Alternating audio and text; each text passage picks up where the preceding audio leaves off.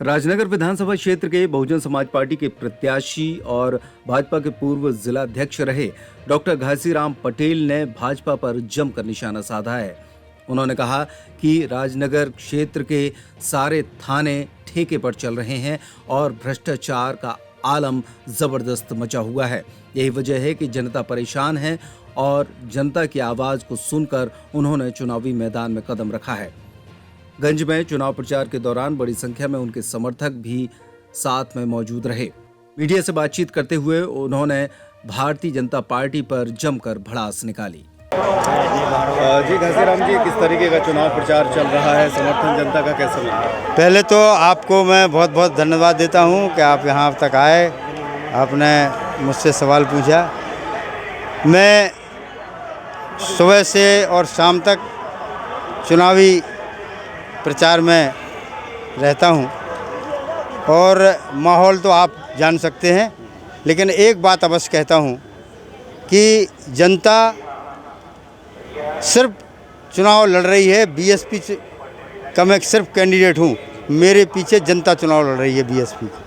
लोग कह रहे हैं कि आपकी मतलब असली फाइट किससे है, क्योंकि जनता में ये मैसेज आ रहा है कि चुनाव में या तो हाथी चल रहा है या नाती चल रहा है। आप क्या मानते हैं? मैं बता रहा हूं कि भाजपा यहां से जीतेगी। अब ये आप लोग गलत लगाइए किससे चल रहा है।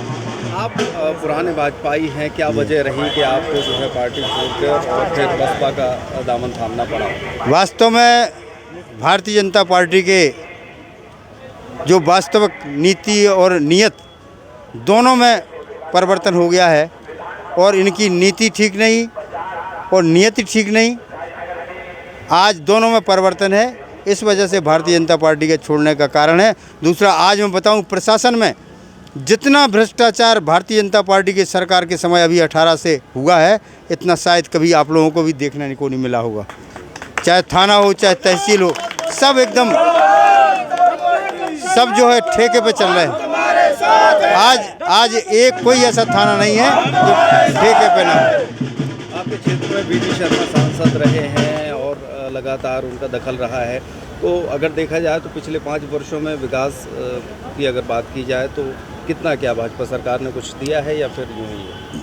मैं तो बताने से कहने से अच्छा नहीं लगेगा।